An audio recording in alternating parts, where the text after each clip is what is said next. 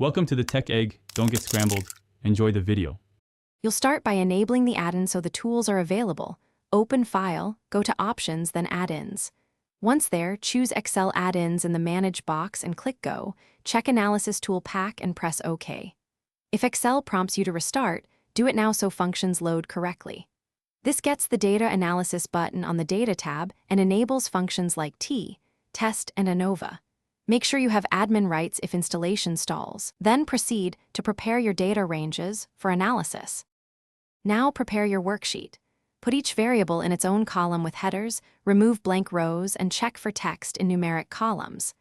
Once done, go to Data right arrow Data Analysis and pick the test you need. For example, Descriptive Statistics, T-Test, or ANOVA.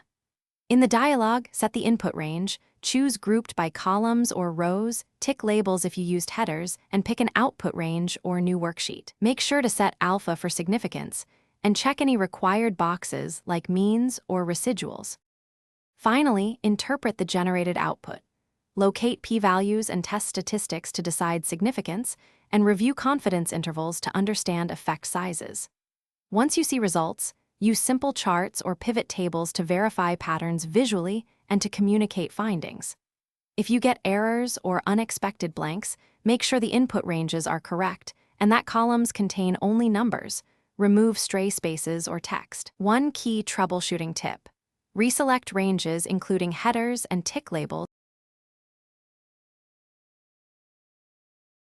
Thanks for watching. Consider subscribing if I helped unscramble your problems.